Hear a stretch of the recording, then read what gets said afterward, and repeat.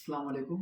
मेरा नाम डॉक्टर मज़हर अली सियाल है। मैं रिसेंटली कोयटा में एज ए पीडियाट्रिशियन के तौर पे काम करता हूँ और जो मेरी क्लिनिक का एड्रेस है वो है रेसानी रोड बिलमुकाबिल काकड़ किला और कॉन्टैक्ट नंबर स्क्रीन पे शो हो रहा है आप लोगों को। अच्छा, आज का जो हमारा वीडियो का टॉपिक है वो है खांसी, कफ। कफ को हम लोग किस तरह डायग्नोस करते हैं? कफ को डायग्नोस करने के लिए हम लोग सबसे पहले देखेंगे उसकी ड्यूरेशन, मतलब कफ अक्यूट है या क्रोनिक है, हम लोग ये देखेंगे। अक्यूट क्रोनिक क्या है कि हम देखेंगे कितने दिनों से हो रहा है।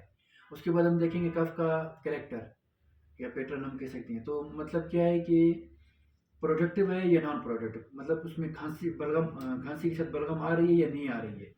उसके बाद हम देखेंगे एसोसिएटेड सिम्टम्स। एसोसिएटेड सिम्टम में क्या आता है हमारे पास? फीवर, फीवर हो रहा है नहीं हो रहा है, सांस में तकलीफ है या नहीं है, फिर सीने में दर्द है या नहीं, चेस्ट पेन। तो ये एसोसिएटेड सिम्टम में आते हैं इसमें। अभी मैं फ़िलहाल इन डिजीज़ के बारे में आपको थोड़ा शॉर्ट बताऊँगा, ये क्या है। उसके बाद हम इंशाल्लाह हर बीमारी पे एक अलग वीडियो बनाएँगे अलग डिटेल के साथ। अच्छा, पहले मैं आपको बताऊँगा एक्यूट कफ। एक्यूट कफ क्या है? एक्यूट कफ ये है कि जिसका ड्यूरेशन 2 टू 3 वीक्स से कम हो, उसको हम कहते हैं एक्यूट कफ। अभी एक्यूट कफ में हमारे पास डिजीज़ तो बहुत हैं, लेकिन मैं कुछ डिजीज़ बताऊँगा जो मोस्ट कॉमन है हमारे इलाके में, पेरिफेरीज़ में हम कह सकते हैं, जो बहुत कॉमन होती हैं।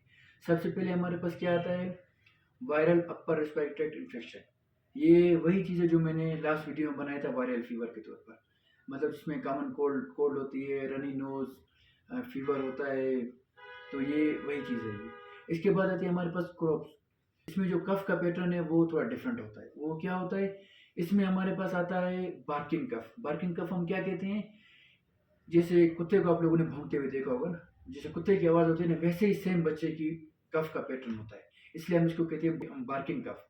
अभी इसका जो हम एग्जामिनेशन करते हैं उसमें हमें क्या मिलता है? स्टेटर मिलता है, नॉइज़ी ब्रीदिंग मिलती है, फिर बाकी इसमें वायरल इन्फेक्शन की तरह फीवर भी होगा, रनी नोज़ भी होगा। हमारे पास जो तीसरे नंबर पे आता है, मोस्ट कॉमन केसेस हमारे पास आते हैं, वो है foreign body aspiration. Foreign body aspiration क्या है? कि बच्चा कोई चीज़ निगल ले। और ये हम अक्सर देखते हैं कौन सी उम्र के बच्चों में? 6-7 महीने से बच्चे बच्चे से लेकर 4 से 5 साल तक के बच्चे। इस ड्यूरेशन में जो बच्चे होते हैं उनमें ये केसेस बहुत ज़्यादा होते हैं।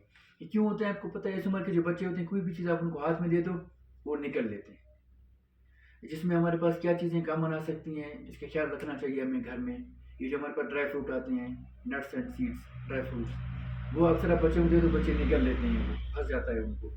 फिर इसके साथ सिक्के, कॉइन्स होती हैं, फिर पिन्स। अगर हम फ्रूट देखें जो राउंड में हो, ग्रेप्स जैसे है, उसमें भी ये होता है।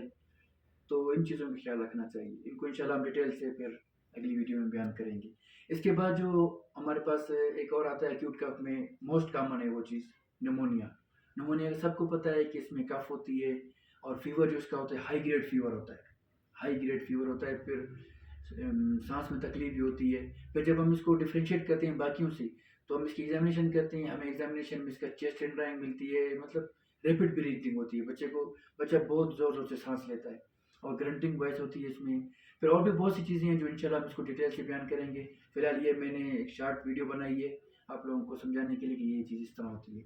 अच्छा, इंशाल्लाह नेक्स्ट जो वीडियो मैं बनाऊंगा वो क्रोनिक कफ पे बनाऊंगा। उस पर इंशाल्लाह आप लोगों को बताऊंगा क्रोनिक कफ में कौन कौन सी डिजीज़ आती हैं जो मोस्ट कॉमन होती हैं। तब तक के लिए अल्लाह हाफिज़, दुआ में याद रखें, वस्सलाम।